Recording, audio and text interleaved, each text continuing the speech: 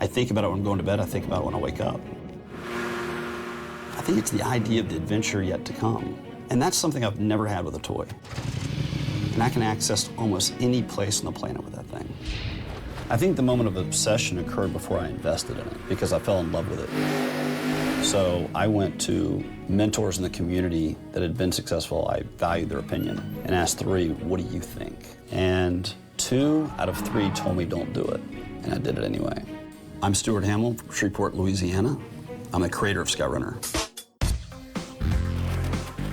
Skyrunner is a power sports off-road aircraft. Its premise was versatility in complex areas, ranches, open areas that you need to get from A to B that all off-road vehicles can't achieve. But to do so reliably and as safe as possible. We decided to go with 2 engines. 2 engines and let each engine do what they do best. Because good automotive engines don't make good aircraft engines. Aircraft engines perform at very high RPMs, where automotive engines do not. So you run the risk of stressing or damaging an engine, reducing its lifespan. So it works by having one engine operate 2-wheel, 4-wheel drive on the ground, and a separate engine to operate the aviation piece. We're going to be focused on large landowners, people that like cool toys, people that are trying to reduce operational expenditures in commercial and government. This area that we're going to drive on, we'll do some off-roading. We're going to hit some of these moguls at 40, 50 miles an hour. In the car, you're going to feel like your teeth are going to come out of your head. I grew up in Shreveport, Louisiana. You know, I've always been a bit of a risk taker when it came to my personal life, but not professional life. Scuba diving, skydiving, anything with an adventure.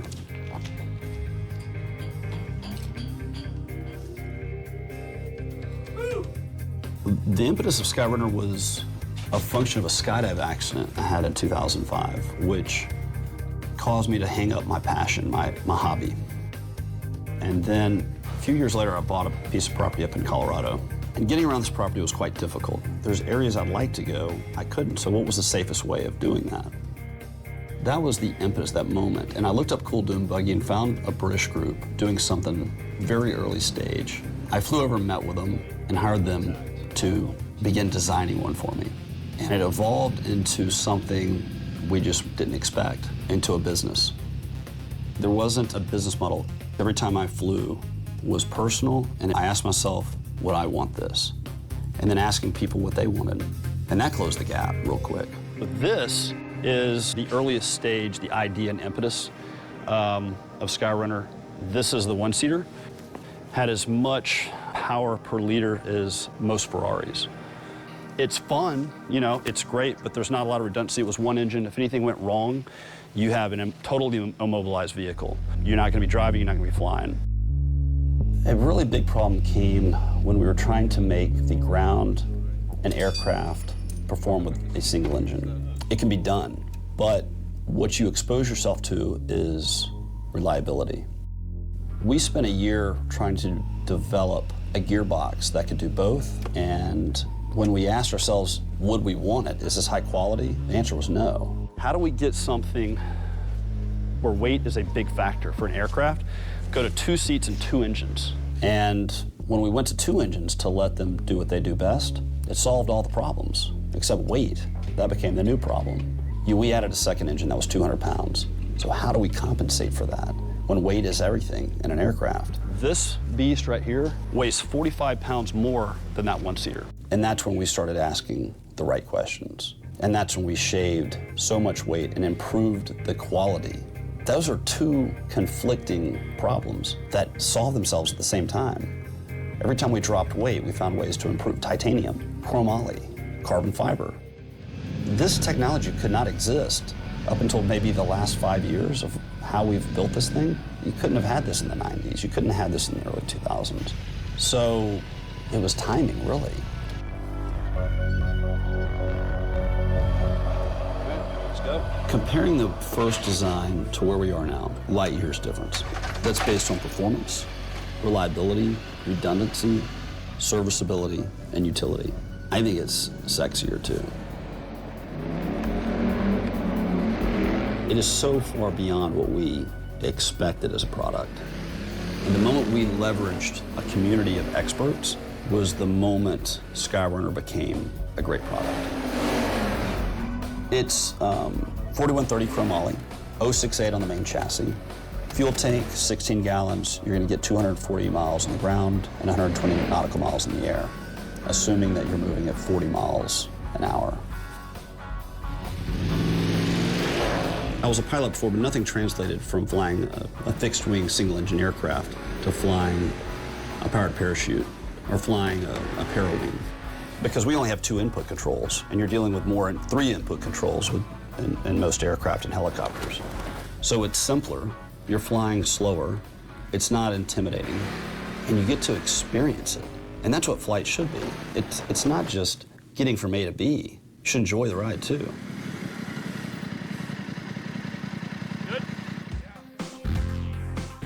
The team, to me, is more important than the product, by far. You get the right team, give me a bucket of mud, and we're gonna figure it out. You can have the best product in the world, and no one's gonna know about it if you don't have the right distribution, the right quality assurance. So the team really is the most important thing. The product is maybe a second or third, because you can always improve the product or switch to another product. The team is first broken down by consultants. Outside consultants, people who are the best at what they do. And that's where we gain our wisdom. We do things a lot faster. They're expensive, but so is a learning curve. But we've got the dream team now. This thing is a tank. All right. So the wing here is 550 square feet. It's a big wing. It's ram air, which is, well, it's a parachute. I mean, it's an evolved, innovative design where air is pumped in, the cells, they're open, they share the air, so you don't have a collapse. I can't take credit as an inventor. It wasn't me that first came up with the idea of a parachute under a cart. Each one of these lines holds 800 pounds. We have 36 of those. There was 2 groups doing it at the same time. And this takes about a minute to pack up, and you're back on the road again. I just wanted a better one. Let's push it. Let's get it, the FAA, take a look at it, inspect it. What are we missing? How do we make it safer? And it was those decisions that made this an A+ aircraft and an A+ off-road vehicle. You know, Steve Jobs, I read his book. There were some really fascinating things he did that I've never tried. And so he's got these engineers coming in, putting their blood, sweat, and tears into a product. He looks at it, he says, it's not good enough, he sends it back. And he would do it 7 or 8 times. And I thought that was pretty clever. Uncomfortable, but clever. And what he wound up with was a remarkably superior product. When we started doing that on the design, it was a frustrating experience for the designers, but it was one of the more important things for sales. Because if you're gonna spend $100,000, you want it to be sexy. And especially, you know, James Bond-like. I mean, that's kind of a universal. Who doesn't like James Bond? But that was what we kind of went after. How do we make it sexy? The beautiful girl at the bar with the personality. The base price, which is all-inclusive, is $139. There's a lot of little custom things people can do with their wing, their body panels. But for the most part, we didn't want to start with a base. We wanted to give them the full package.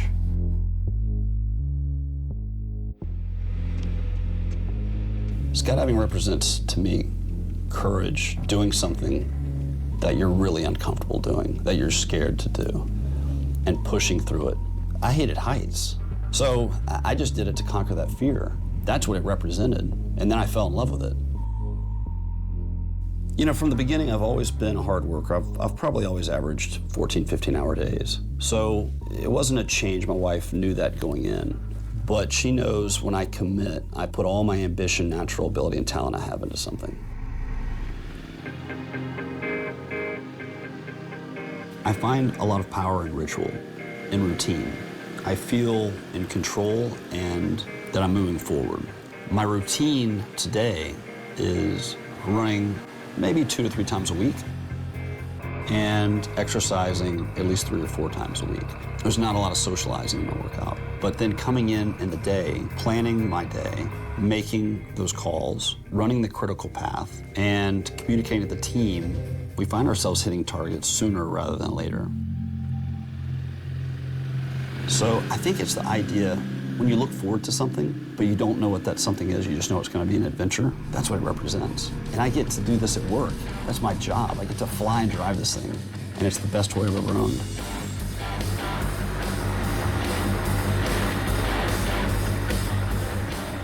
I can only compare it to a plane that it flies, but there's no translatable experience with under a canopy versus a fixed wing or a blade.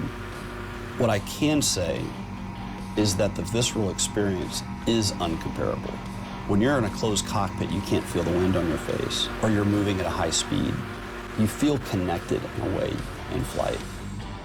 The dream and going for it, I love the romance of that. I think of passion when I hear that. It's very Disney, but I'll say that be careful with passion and dreams because they're depletable. When you run out of passion, that is your fuel. Being able to design a team that gels, it doesn't take a lot of heavy lifting to build a great company because a company is fully dependent on the team, and that's what I'm most proud about is it's the team that outshines the product. But we got a hell of a product. It is a badass product, but the team's even more badass.